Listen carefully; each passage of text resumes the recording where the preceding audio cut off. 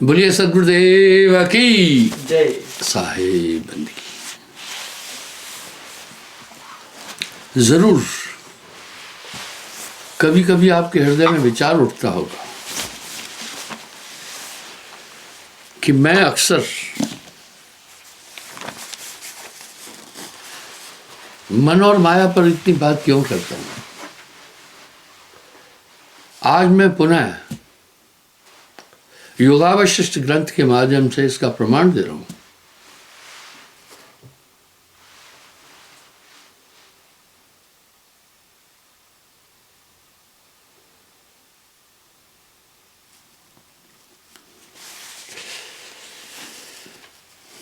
हे मुनिवर, अज्ञ मनुष्य जिसको भोगों का अष्टांग समझते हैं वह सब अति दारुण दुख का मूल है और चींटी से लेकर ब्रह्मा पर्यंत जितने प्राणी हैं सब दुखों के रहने के स्थान है। आगे जो बोल रहे हैं आप सुनकर चकित हो जाएंगे। कहीं कहीं लोग हमें कहते हैं कि ये निंदा करते। नहीं, मैं निंदक नहीं। निंदा निंदा सब कहे, निंदा न जाने कोई, जैसे को तैसा कहे वो भी निंदा न हो।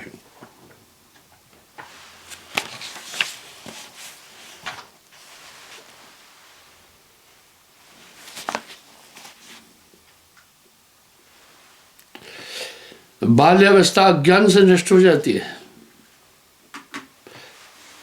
जितने भी संसार के भोग हैं वो सब महारोग है। आप ध्यान से सुने। इंद्रियां परम शत्रु है।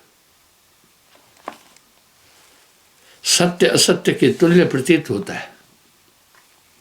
मन आत्मा का परम शत्रु है। लेकिन वंशक गुरु ये चैप्टर उठाते ही नहीं है। योगावशिष्ट महारामायण ने मेरी लिखी किताब नहीं है। मन आत्मा का परम शत्रु है। आत्मा मन को की संगति के कारण अपने को आप भी दुखी कर देती। आप ही बन लो। बरबस मेरे प्रसंग में मन का और माया का ज्यादा उल्लेख आता है। आप देखिए, ये तो मैंने कहा राम जी अपने गुरु वशिष्ठ मुनि से कह रहे हैं। जिस राम जी को पूरा संसार सुमरण करता है वो अपनी व्यथा बोल रहे हैं।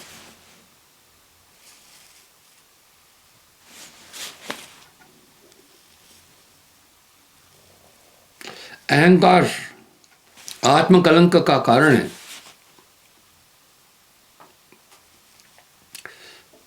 मन बुद्धि चित्त अहंकार ये सब दुख को देने वाले विलास सब स्त्रियों के अधीन हो गई है। संपूर्ण वासना विष से शोभित हो गई। आत्मा का चमत्कार नष्ट हो गया और स्त्रियां दोषों की पताका है। हाँ, संपूर्ण अनुराग रस नीरस सा हो गया है, परंतु अवस्तु नहीं प्रतीत होती है। चित्त अहंकार में नियुक्त हो गया है और सब भाव पदार्थ नाशवन है। हे साधो, बुद्धि अत्यंत व्याकुल होकर केवल संताप को प्राप्त होती है।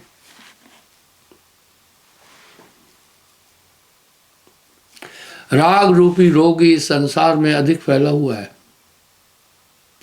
ये राम जी बोल रहे हैं। योगावशिष्ट मूल की टीका है।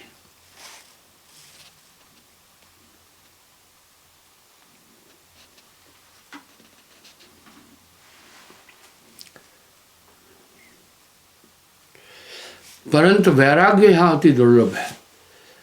अब साहब बोल रहे हैं, एक दो होए ताहे समझाऊं सभी बुलाना पिटवा के धंधा। कहे कबीर मैं किस किस को समझाऊं, सब जग अंधा।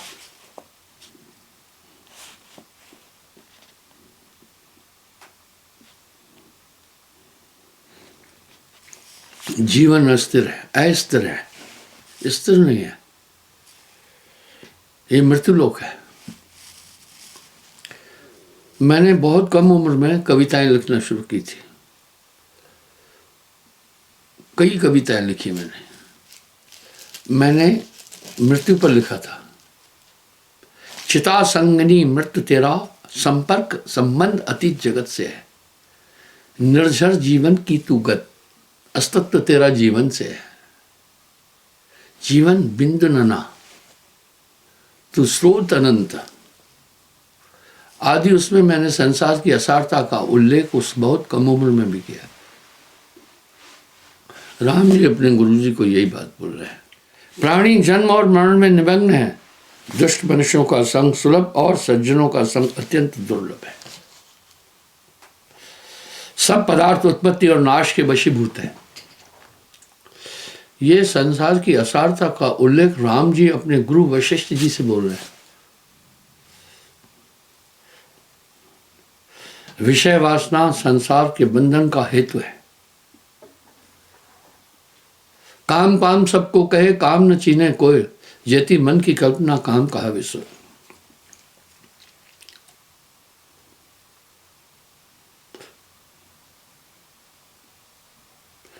महाप्रलय में दिशा अदृश्य हो जाती है, देशों के नाम बदल जाते हैं, पर्वत भी नष्ट हो जाते हैं। फिर हम सरी के मनुष्यों का क्या विश्वास। काल सब सत्य स्वरूप। अब विचार करना, ईश्वर को ग्रास लेता है, ईश्वर त्रिदेव है, बोला उसको ग्रास लेता है। भावनों को भी भक्षण कर लेता है और ये पृथ्वी नष्ट हो जाती है। फिर हमारे जैसे मनुष्य का क्या। समुद्र सूख जाते हैं, तारागण विदीर्ण हो जाते हैं, सिद्ध लोग भी नष्ट हो जाते हैं, दानव भी विदीर्ण हो जाते हैं। ध्रुव तारे का भी जीवन चिरस्थायी नहीं है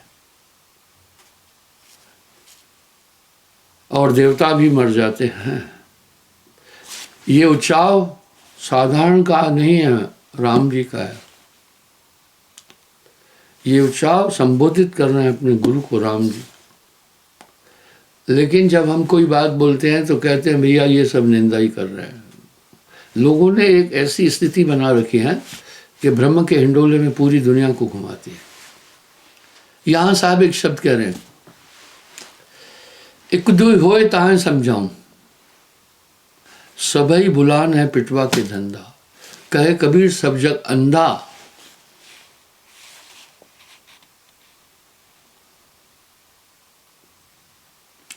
इंद्र भी आक्रामक होता है, यम भी शांत हो और वायु भी अवायु बन जाती है।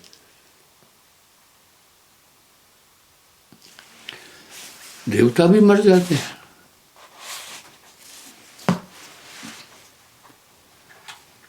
और देवता भी मर जाते हैं। चौंकाने वाले विषय। और अग्नि भी शांत हो जाती है, ब्रह्मा की भी समाप्ति हो जाती है।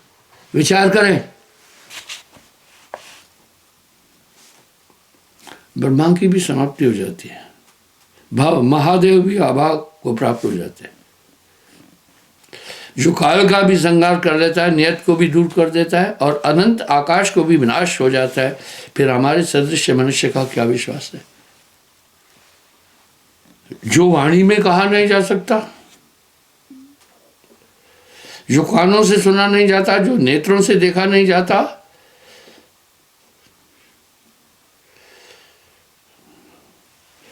ऐसा विकराल काल पुरुष संसार को ग्रास लेता है।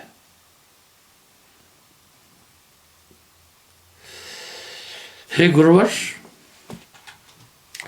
देखिए बाहर से रमणीक किंतु वास्तव में अमरणीक। इस जगत में ऐसा कोई पदार्थ नहीं जिससे चित्त परम शांति को प्राप्त हो।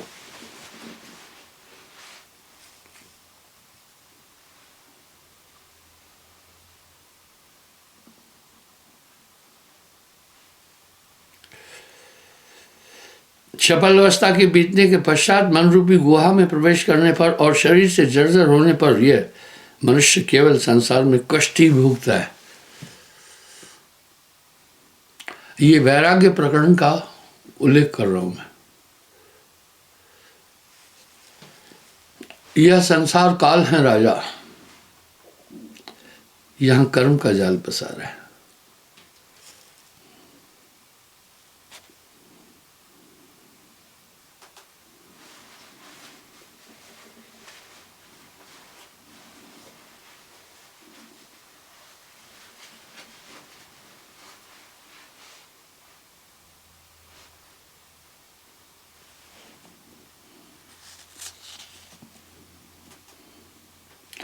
ये तृष्णा रूपी नदी अपने प्रबल प्रभाव से संपूर्ण पदार्थों को ग्रस लेती है।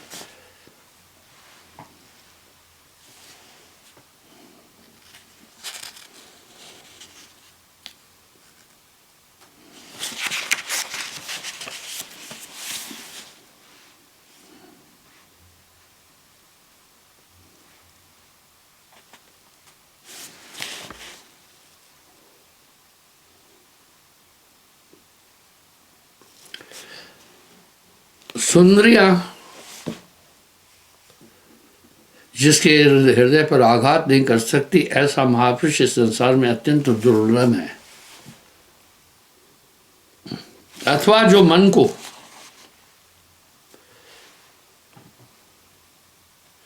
जीत कर रहित हो जाते हैं, वही मनुष्य संसार में शूर जानिए। अथवा मन को जीत कर रहित हो जाते हैं, वही मनुष्य संसार में शूर कहे जाने योग्य है। इस संसार में किसी मनुष्य को कोई क्रिया ऐसी मालूम नहीं पड़ती जिसका अवलंबन करके दुष्ट आशाओं से ग्रस्त मनुष्य शांति को प्राप्त हो। चाह मिटी, चिंता मिटी, मनवा बेपरवाह, वही शान शाह है जिसको ना ही चाह। योगा विशिष्टि महारामायण। पता नहीं लोग कहाँ की बातें उठाते हैं।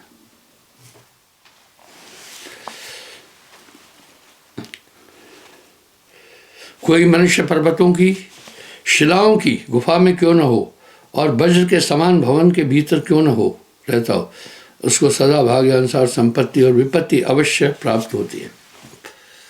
तन धर सुखिया कोई न देखा, जो देखा वो दुखिया।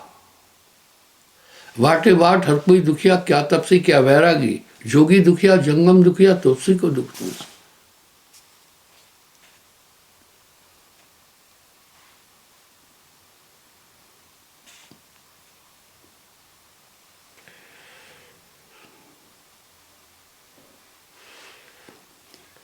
हे तात, पुत्र, कला और धन, यह सब बुद्धि के उपकरण है। वाह! अंत समय में अति सुंदर विषय भोग भी विष की मूर्छना के तुल्य दुखदायी होते हैं। शरीर और आयु के अंत समय में विषम शोक युक्त होकर अपने धर्महीन पहले कार्यों को स्मरण कर वृद्धावस्था से ग्रस्त यह जीव अंत में दाह से दग्ध हो रहता है। आश्चर्य लगता है।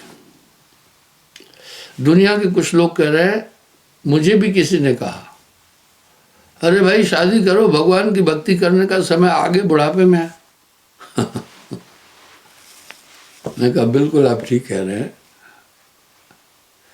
भर यौवन में शीलवंत कोई होए तो होए, बुढ़ापा नकारात्मक उम्र है, ये राम जी बोल रहे हैं। शरीर क्षीण हो जाता है, बुद्धि भ्रष्ट हो जाती है, मेमोरी खत्म हो जाती है। उस अवस्था में आदमी अपने को नहीं संभाल पाता है, क्या ध्यान करेगा। यही वक्त है, यही है वेला। तो साहब भी कह रहे, भर यौवन में शीलवंत कोई होए तो है।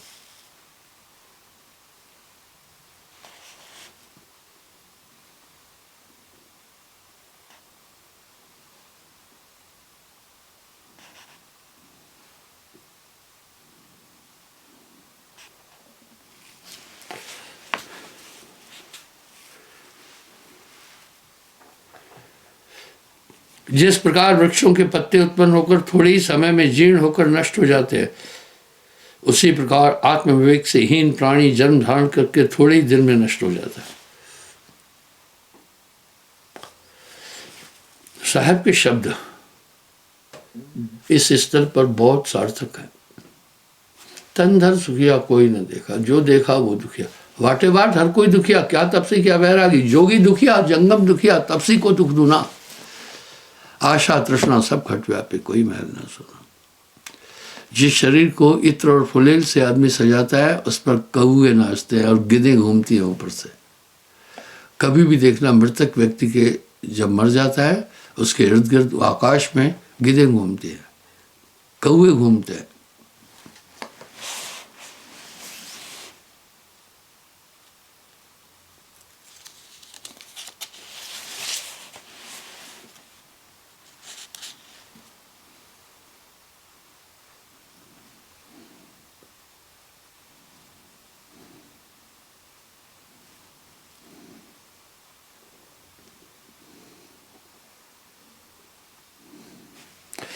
कामासक्त पुरुष नाना प्रकार की कुटिल चेष्टाओं में तत्पर है।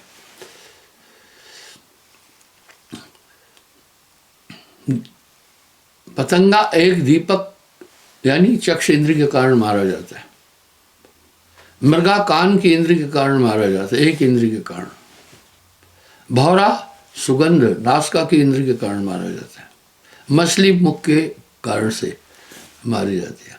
हाथी विषय के कारण से मारा जाता है। लेकिन मनुष्य की तो पांचों इंद्रियां प्रबल है, ये तो पांचों इंद्रियों से के वश में है।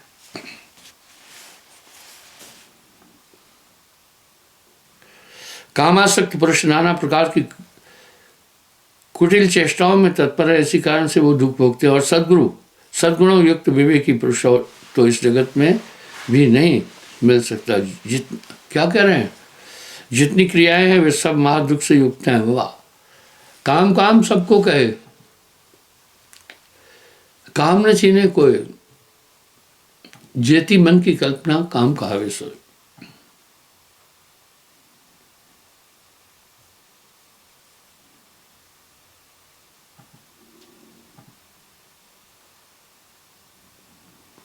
जब प्राणियां आत्मा आदि से विमुख होता है, तब वह जगत के ब्रह्म को देखता है, और जब आत्मपद को प्राप्त हो जाता है, तब उसको यह संपूर्ण जगत निरस मालूम होता है। इस जगत में ऐसा कोई पदार्थ नहीं है जो स्थिर रहेगा। इसलिए मैं अब किस में आस्था करूं?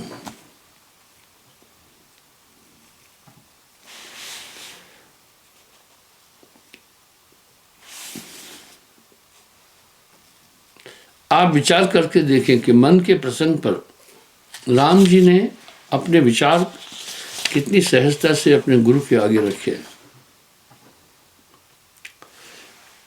यानी सब कुछ नाशवान है, एक ऐसी सत्ता है जो संपूर्ण विश्व को ग्रास लेती है। जब ये बात हम बोलते हैं तो लोग कह रहे निंदा कर रहे हैं। हम किसी की निंदा नहीं कर रहे हैं। निंदा निंदा सब कहे, निंदा न जाने कोई, जैसे को तैसा कहे सो भी निंदा न हो। वैज्ञानिकों का मानना है, अब यहां राम जी ये कह रहे हैं संसार क्या है, जहां आज सुंदर वन है, वहां एक समय में समुद्र बन जाता है। जहां विशाल पर्वत है, वहां पर मरुस्थल बन जाते हैं। ऐसे संसार है, इसमें कुछ भी नित्य नहीं है। यह संसार झाड़ और झंखड़ उलझ पुलझ मर जाना है। यह संसार फूल सेमर का चोंच पड़े पछताना है। यह संसार नाव कागज की बूंद पड़े गल जाना है। रहना नहीं देश पुराना है। यही व्यथा राम जी अपने गुरु जी से कह रहे हैं।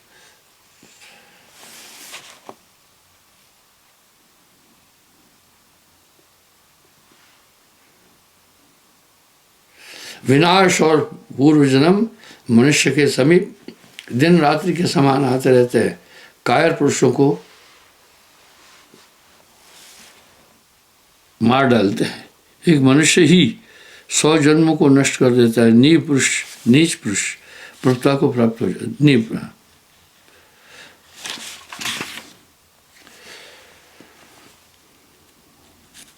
नट के समान यह मन आनंदित होता है, क्षण में ही विषाद युक्त हो जाता है। वाह, नट के समान, क्या बात कह रहे हैं।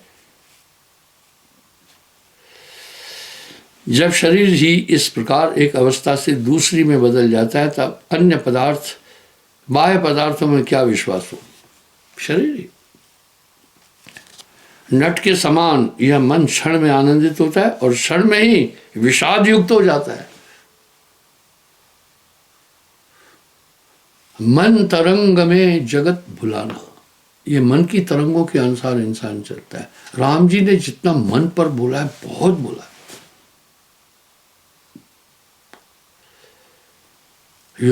लेकिन अभी वर्तमान में जो टीका टिप्पणी के साथ योगावशिष्ट मिलते हैं महारामायण, उसमें लोगों ने अपने हिसाब से बहुत मटेरियल ठोस दिया।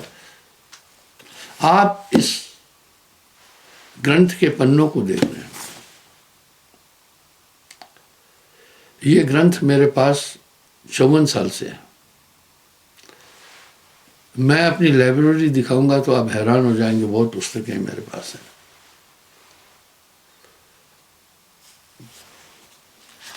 तो इसके पन्ने ही बता देते हैं। और आजकल ऐसा लेखन नहीं मिलता है।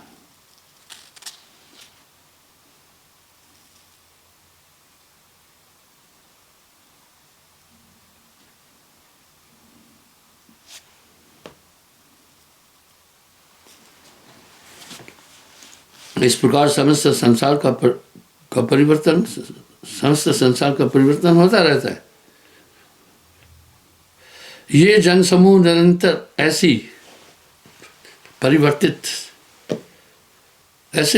परिवर्तित होता रहता है, जैसे जल की गति के संसर्ग से तरंगों का समूह। उसी प्रकार बाल्यावस्था थोड़े ही दिन में चली जाती है, पश्चात युवावस्था की शोभा थोड़े ही दिन समय में नष्ट हो जाए, फिर वृद्धावस्था हो जाती है। जब शरीर इस प्रकार एक अवस्था से दूसरी में बदलता है, तब अन्य बाह्य पदार्थों में क्या विश्वास हो। ये तन विष की बेलरी, गुरु अमृत की खान, शीश दिए जो गुर मिले तो भी सस्ता जान। मन को कोई नियंत्रित नहीं कर पा रहा, सबको नचाता है। यही तो राम जी भी बोल रहे हैं। ये महाकाल समय पर सबको अपने में विलय कर देता है, कोई बाकी नहीं बचाता है। तो ऐसे संसार से क्या लेना है मुझे। मैं तो आत्मपद की प्राप्ति चाहता हूँ। ये है विवेक।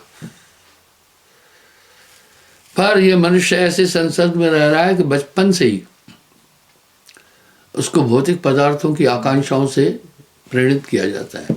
माँ बाप बच्चे को पढ़ाते हैं, पढ़ाने का विद्या का लक्ष्य तो आत्मज्ञान की तरफ चलना है।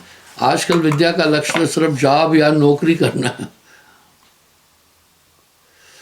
पहले बड़े बड़े सन्यासी गुरुकुलों में अध्ययन करते थे, विद्या धारण करके संसार को आत्मबोध की तरफ ले जाते थे। आजकल नहीं।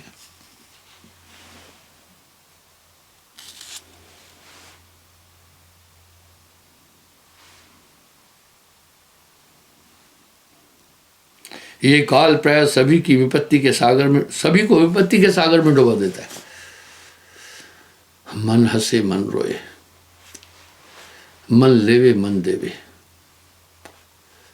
मन ही आए काल कराला, तेरा बैरी कोई नहीं तेरा बैरी मन। ये कह रहे हैं ये काल प्राय सभी को विपत्ति के सागर में डुबाता हुआ क्रीड़ा करता रहता है, खेल खेलता है।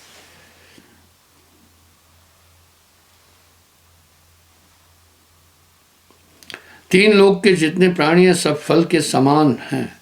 अब यहाँ एक ही बात में खत्म तो कर दिया ना।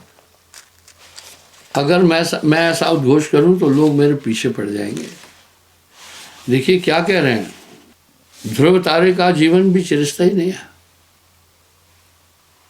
और देवता भी मर जाते हैं। ये तो ऋग्वेद में भी उल्लेख है, विलय लीन हो जाते हैं। फिर हमारे सदृश प्राणी का क्या विषय। इंद्र पर भी आक्रमण होता है, वायु भी अवायु हो जाती है,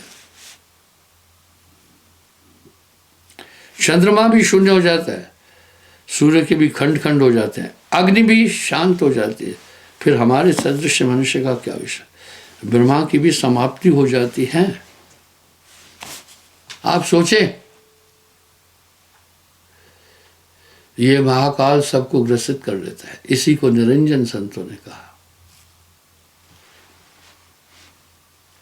महादेव भी अभाव को प्राप्त हो जाते हैं, फिर हमारे सदृश मनुष्यों का क्या विश्वास,